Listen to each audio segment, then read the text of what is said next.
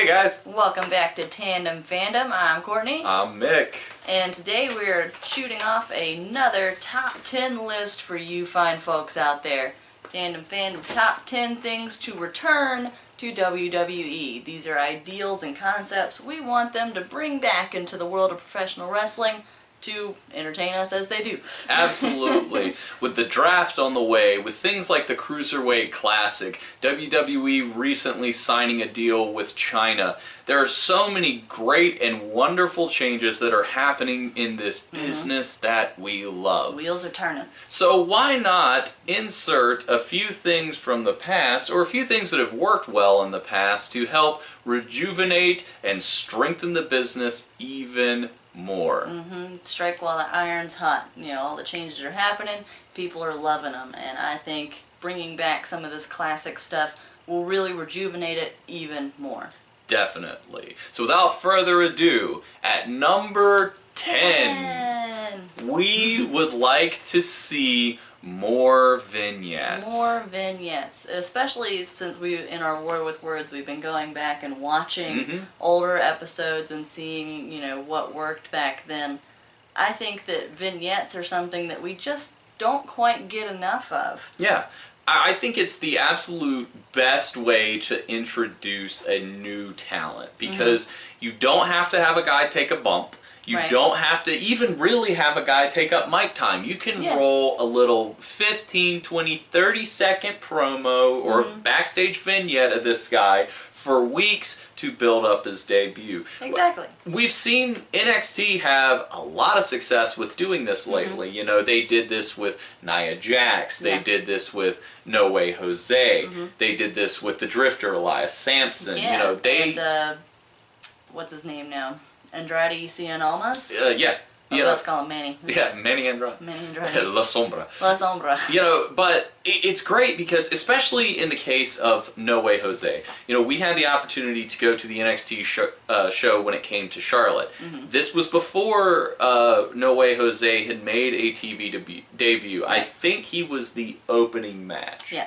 And that crowd was way behind him. Yeah, as soon as the music hit, people were like, oh, no way, Jose, no way. And it's purely because of the vignette. We had never even seen this man's face. And I think if you look at the vignettes that they had for him, we didn't know what he looked like. We didn't know what he said. No. We didn't know what kind of wrestling style he had. Right. It was literally, no, wait, and Jose. Party lights on a black background. So you knew he was going to bring energy, and he did. And he did. And it was fantastic. The crowd was really behind him. They really enjoyed what he did. And he's a good talent. He's a lot of fun. Yeah. So, I mean, it makes sense. But, you know, I look back, like you said, to the past in War with Words. You were so ready for Glacier. And again, you've seen nothing of the guy. I don't even know what he looks like. It's just the promos and the overall feel of it. Blood runs cold. I'm like, oh man, this guy's going to be like a martial arts badass. Yeah, and it's really, really cool. You know, it was something that they did in WWF with like Gold Dust, you know, building him up where he would have his interview in Hollywood. He'd be laying on the couch and motioning towards the camera. You just gotta feel for the character before they even hit the ring. And they do it now with the Wyatt family because you can know nothing about the Wyatts. You could never have seen them, but if you watch one of their vignettes, you know what kind of characters they're going to be and how you should feel about them as the audience. We saw this with the New Day. They did this originally with New Day. The Shining Stars, it's something else that we're seeing. It's not something that they've gone away completely from in the WWE, but I feel like it's a great way to help inject talent into WWE. Case in point, I feel like if you look at a guy like, you know, Tyler Breeze, who he showed up, or Baron Corbin, he showed up. Yeah. And yes, some of the crowd reacts. Apollo Crews, he showed up. Right. And it's a cool debut, but you don't, if you're not watching NXT, you might not know who these guys are. You know, so I feel like WWE has to take kind of like the Stan Lee comic book approach where treat every debut like it's the first time you've seen this guy. Yeah. So, and yeah, you do want to have some surprises like in a Royal Rumble or an Andre the Giant Battle Royal. And then maybe on the next Monday you run vignettes for the guy. Yeah. When people are talking about him. You know, especially with like Baron Corbin having won the Andre,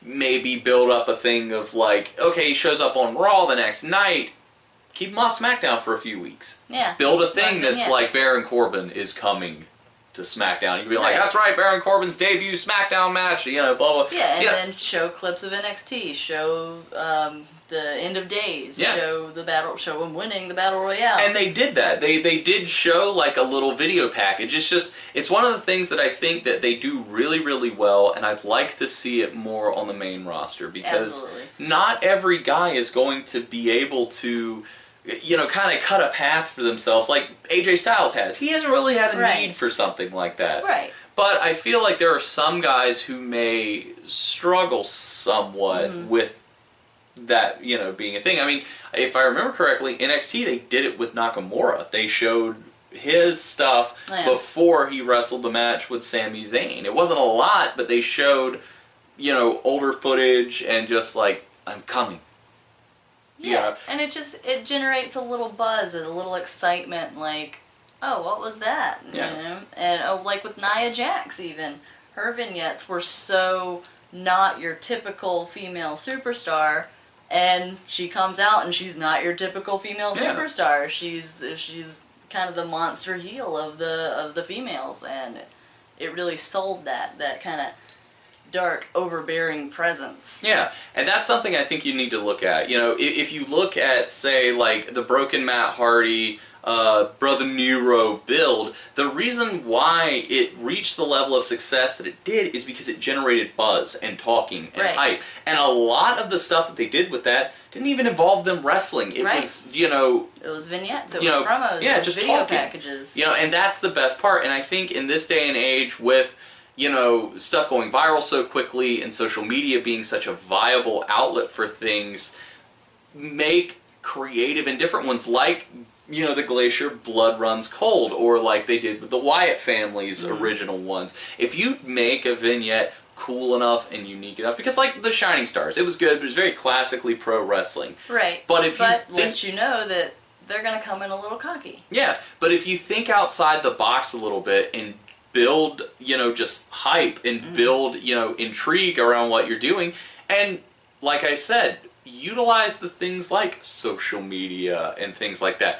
Yeah. Run exclusive vignettes through the Facebook page or tweet out some stuff. You know, really look at how we can change what we're doing in today's world. You know, if you had Blood Runs Cold from 20 years ago today, I think you could do some really different and cool things. And again, is Glacier the Hall of Fame greatest wrestler I've ever seen? No, but here we are. I'm excited to see his debut. Exactly, and that's what it's about. It's about building hype.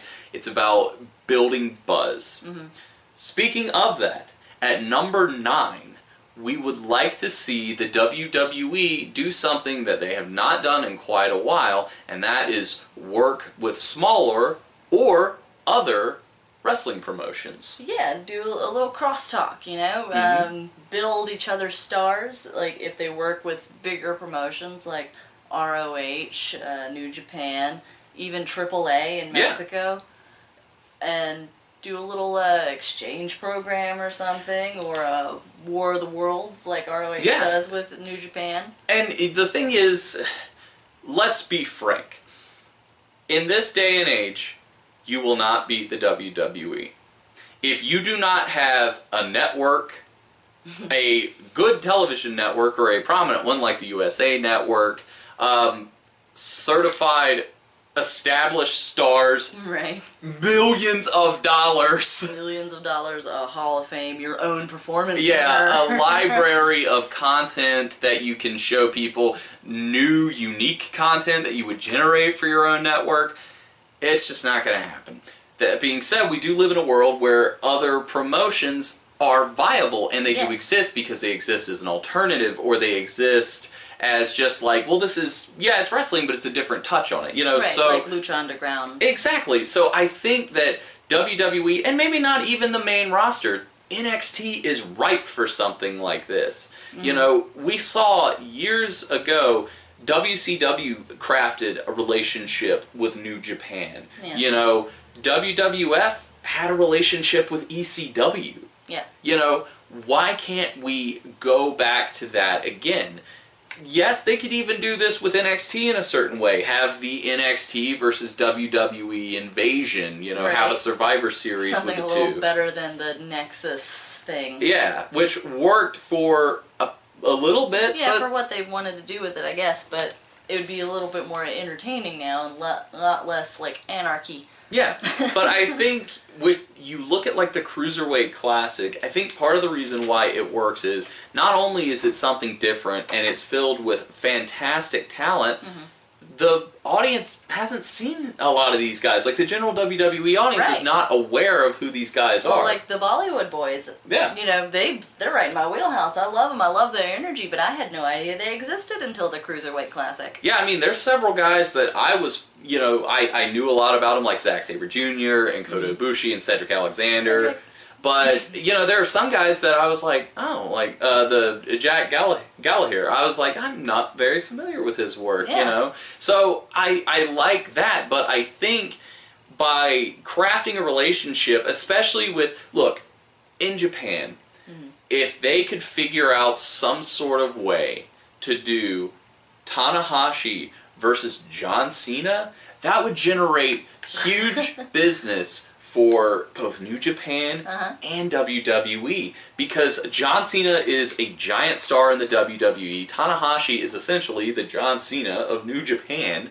So work something out. And then just have like Okada and Orton do a run-in and have it be a DQ so neither one wins. But, you know, that or even better, a tag match. Tanahashi and John Cena against Okada and Randy Orton. Do that. Like, work with a relationship. Do something that's going to... cross-promotion. Yeah, I feel like it's something that we're getting closer and closer to being able to see WWE do and embrace. You know, we see the interest that the Elite has in working with the New Day. The Young Bucks have said, we don't care if we win. We just want to have a match with the New Day. We think it would be great. And the thing is, it would be. It would be entertaining, and it would make people happy. Yeah. That's what it would be about. Smiles on faces. Not to mention, you can figure out, like, how to make some little merchandise off of it. Exactly. You said ROH War of the Worlds. Yeah. I would love to see that. You know, is it something that WWE could do? Probably not. But NXT could easily do that. You know, you could have a guy who... Well, like Tyler Breeze fighting Jushin Thunder Liger. Yeah. You know, that was kind of like, it was a little taste of it. And Liger won. Awesome. Liger won that match. Right. He's gone. He's back in New Japan wrestling. Like, you know, so I think there is definitely the possibility of this working, especially with, like, the two separate brands. Yeah. And depending on how they treat guys like Nakamura and Atami and Balor, you know, when they come up to the main roster, we're seeing them utilize a lot of stuff and talk about Japan a lot. Right. Why not maybe have Tanahashi show up to work with John Cena against the Club? Yeah. John Cena. It's perfect. The stage is set perfectly for something like that because, you know, yes, they put Enzo and Cass into it, but why not have somebody who has experience in dealing with these guys? Boom, the Rainmaker, Okada comes down and hits, you know, AJ with a Rainmaker. Yeah, just, there's so many cool things that you can do without even having to worry about, well, who do we book to win? It's like, well, it doesn't matter. Like, that, none of that matters because you can just dusty finish it, but it's, I think it's just one of those things now, with the roster split, with what we're seeing in terms of unique contracts, especially in NXT, it's there. The possibilities are ripe for it. Or work out maybe like a little exchange program. Be like, okay, you know what, New Japan? You let us have like Tanahashi for a few matches. We'll send you John Cena for a few things. Yeah. John Cena can come and work one of your pay-per-views. Yeah, you know? just work a program.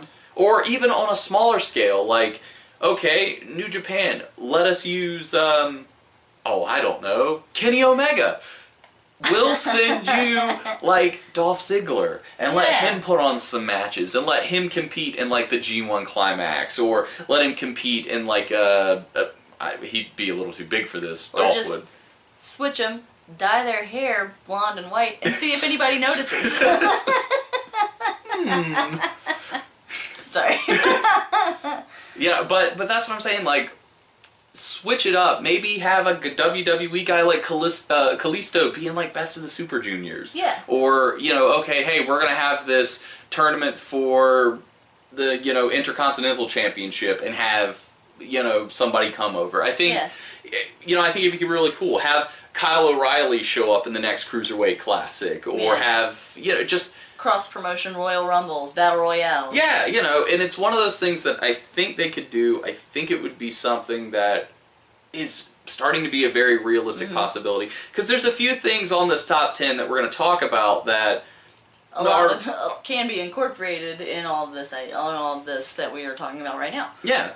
But some of the things that we're going to say, not really likely possibilities that we'll see this happen. Right. I mean, but I feel like this is one, at least on some level or some scale, we could see happen. Well, and even if they don't go, like, cross big promotions, there are local wrestling promotions all over the country, near and in every big city. They could just bring those guys in for an NXT match every now and then when they travel, or, you know, dark matches or something, or superstars. Yeah, have them work enhancement talent. Just have these local guys so we can showcase and see them around and see how they work in the ring. It'll almost be like an ongoing Tough Enough. Yeah. And actually say who they wrestle for. Well, and if you look at the past, like 1, 2, 3 Kid against Razor Ramon, he was really used as initially as, like, enhancement talent. Of course, he developed into a star. So that's something, again, that you can start doing if you when you come to town, you're calling local promotions, or you have, like, a network that you work with and say, okay, hey, we need a tag team, we need a woman wrestler, and we need a bigger guy, a heavyweight type guy, or we need a smaller type guy, you know. It's something that I think would do nothing but good for this business that we love. Yes. Well, guys, thanks for watching. Tune in next time to see number 8 and number 7 of our top 10 list of things we want to see return. As always, please make sure you like, subscribe, and share the video. Your feedback is always welcome and definitely enjoyed by us. Absolutely. Follow us on Facebook, Instagram, and Twitter. And as we always say here on Tandem Fandom, if you're going to be a fan, bring a friend.